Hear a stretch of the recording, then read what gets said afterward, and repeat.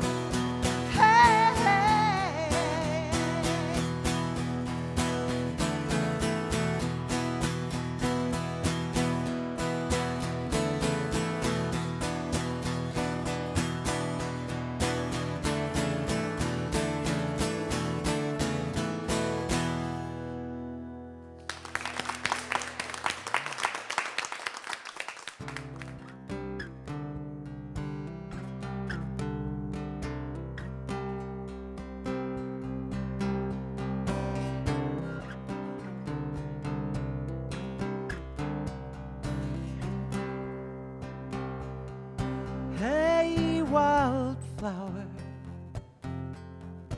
pushing through the ground, stretching to the sky. You sure do get around. I'll find you in the foothills and then again in town, in the cracks cracks between the sidewalks where our boot heels crush you down. Tell me what's your secret? I don't know where to start. How to love my crooked neighbor with my crooked heart.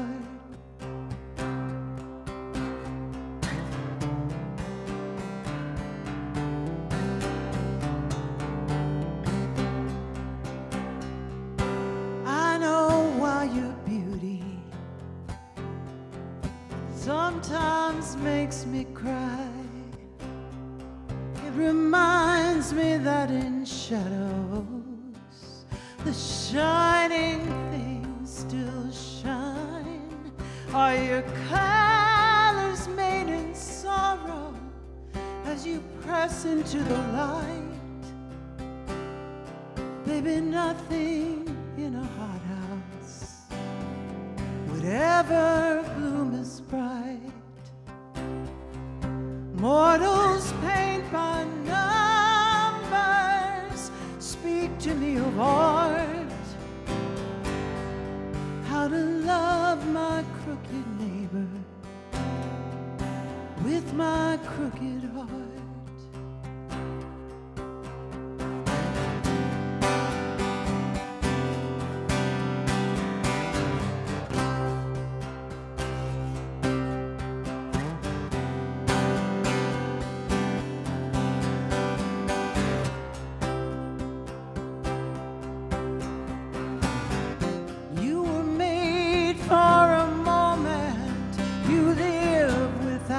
Care, like dandelion seeds floating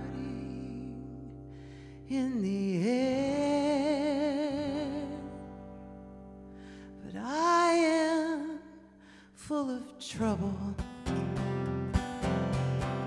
bent against the wind, counting all my losses till I can give again. One day I'll know the whole thing, but now I know in part.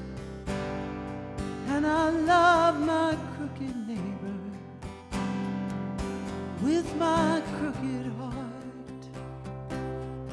Yeah, I love my crooked neighbor with my crooked heart.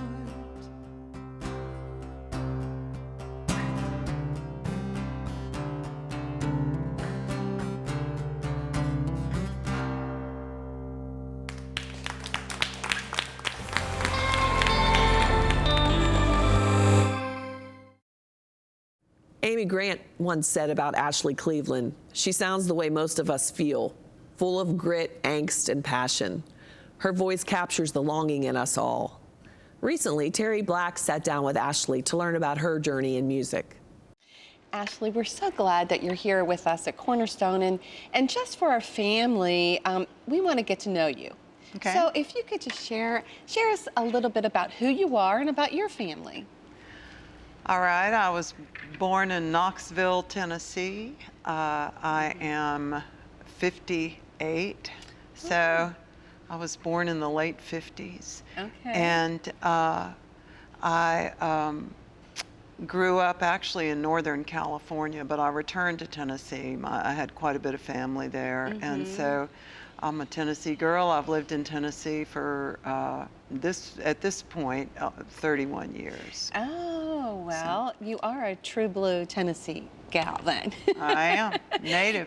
And you have a family, your children, and I'm married. My husband is in the plays a lot in Nashville on many of the records that get made there. He's a guitar player. He also plays on my records and produces them. His name is Kenny Greenberg, and we have 3 children, 2 girls and a boy. oh my, are they all adults, or are They're they? all, well, they would all tell you they are adults.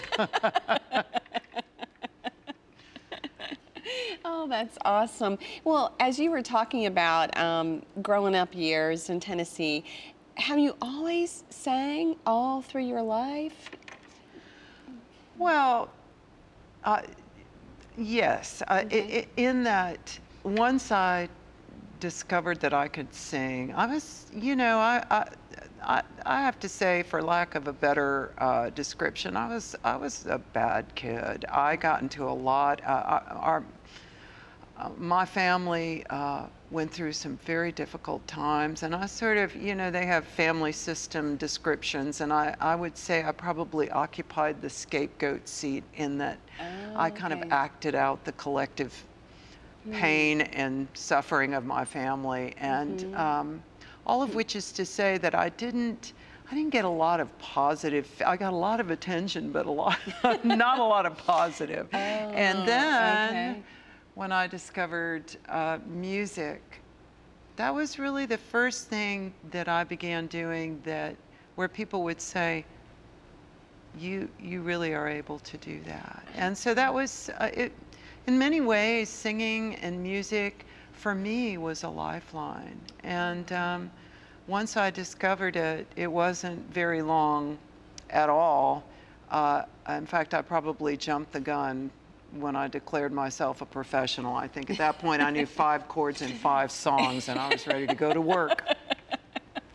So. Oh, now, so have you always sang, or do you write music? Would you consider yourself which one, or both? Or? Both. I love, yeah, I've been I was singing long before I was writing. You know, I didn't know anything about in my generation, the music business was far more removed and mysterious. And the thing that changed that for me was in college, I met a girl from Nashville named Pam Tillis, whose family is a country music dynasty. And she was the first one who suggested to me that I could write songs. And we collaborated a little bit, and we had a little folk duo in college. But that was the beginning of songwriting for me, and it was quite a while before I wrote anything that I felt measured up to the kind of songs that I heard on the radio. But eventually, when I moved to Nashville, I was writing for Warner Brothers, and I love songwriting. It's challenging, but it's a great way for me to try and articulate something of the inner life, you know, and to find words for things that kind of don't have words, but you have to describe it anyway. So. Well, there is something about music for all of us that it just, it resonates in our spirit. Yes. You know, and just to have the gift of songwriting to communicate that, I think that's awesome. And you also signed with some records as well, didn't you? Singing as well? Well, when I moved to Nashville in 1984, I started out as a background singer. I sang background on quite a few records in all genres of music, and eventually signed a rock and roll record deal with Atlantic Records in New York. And then my first record came out on Atlantic, and then I made a record for RCA, and after that, Ariston. Somewhere along the line, I think that just my faith began to become more and more significant in my life, and something that I thought about a great deal, and it was just inevitable that it would take a very central place in the things that I was interested in writing about.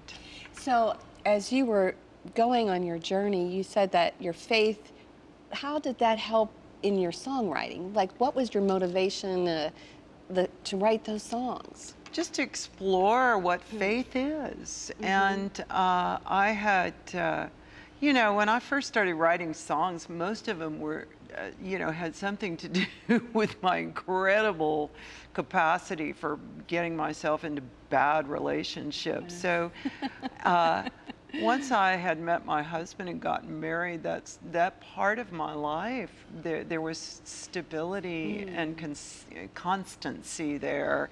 And it kind of freed me up to think about other things. And simultaneously, I had come into recovery from alcoholism and drug addiction. And so the program that I worked for recovery was very much centered on faith, very much centered on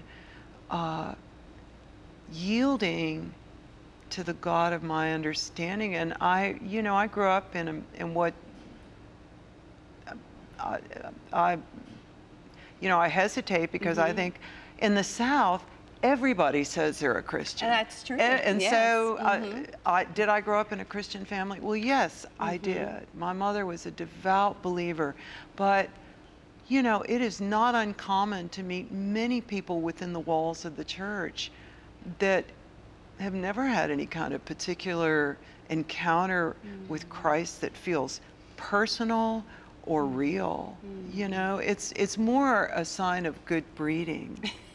That's really true. It is true. And so for me, a lot of coming to faith was, first of all, it began with, when I was in a really dark place, and the only thing that I knew was that I was loved. But I didn't have any, that was it. That was all I knew. So, songwriting became this vehicle to try and work out, what does this mean to me? How do I understand the scriptures? What do the scriptures say to me when I come to them? Where,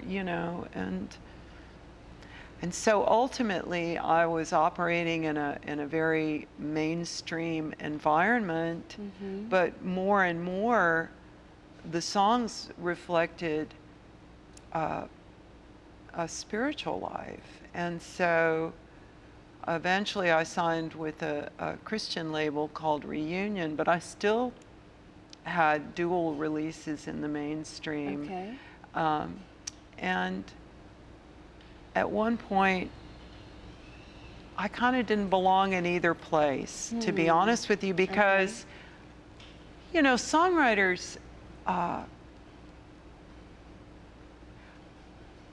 I guess songwriters all sort of vary in their focus and in what they feel like is important. But so I'll just speak for myself. But, I feel very free to write about anything under the sun. Okay. And, when you talk about Christian songwriting, I don't know what that is, but I approach everything in my life from the perspective of being a believer and and belonging to Christ. So I look at life through that lens, and I write from that lens, whether it specifically, points out my faith or not. Yes. And I don't think that's necessarily important. I think the content is what's important. And so, so as a result, in the Christian world, it was like, well, there's not enough Jesuses per minute in this song. And in the secular world, any Jesus is way too much Jesus. So well, it's fun that you have found your niche, but in who you are. And I'm just so grateful that we had this time to share. Thank you so much.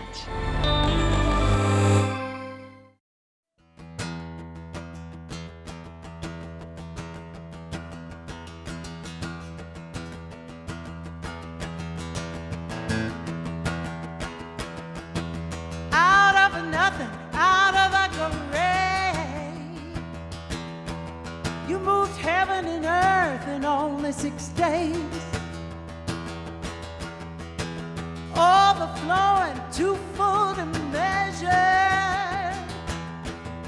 and you put us all here for your own pleasure. And we live, that's the power. We move, that's the power. We breathe, that's the power of love. And we give, that's the power.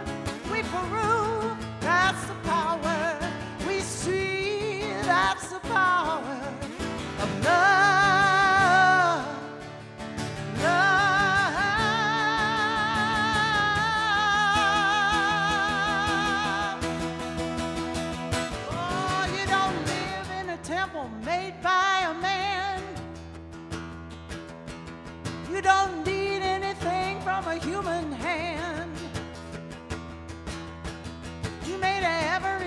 nation out of one blood. And you set us all under a banner of love. And we live, that's the power. We move, that's the power. We breathe, that's the power of love. And we give, that's the power. We prove, that's the power. We see, that's the power of love. Love.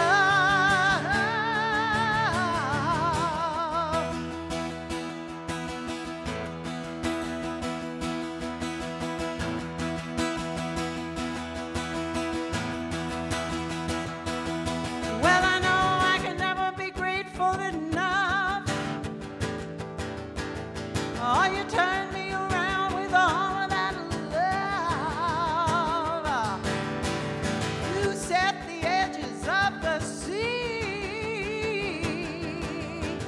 Oh, what a wonder that you ever even thought about me. Oh, but I live, that's a power. And I move, and that is the power. And I breathe, that's the power of love. And I give, that's the power. I prove, that's the power. I see, that's the power of love. Love.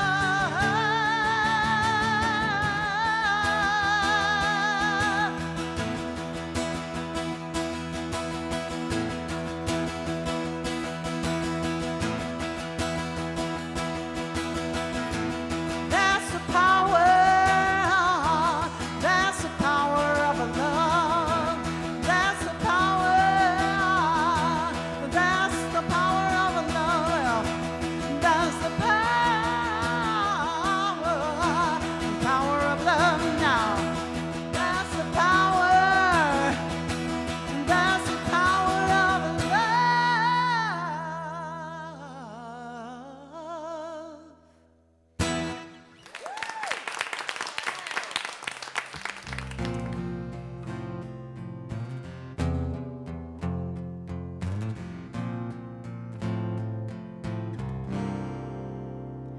Now the boy told the shepherd, there's a fearful storm. So I went out to the fields to drive the flocks home, and I counted every lamb into the keep. Yeah, all except for one, that little black sheep. Little black sheep, little black sheep, in the howling wind, with no relief in a cold, cold world. Now the sounds so sweet as the voice of the shepherd to a little black sheep. Ashley Cleveland, a real American music treasure with a redemption story. Thank you for joining us for More Than a Song. Contact us at family@ctvn.org or call us for prayer. Until next time, keep looking for the message behind the music and listen for the new song He sings over you. I'm Denise Graves, and I'll see you next week. He's gonna go out and find that little black sheep.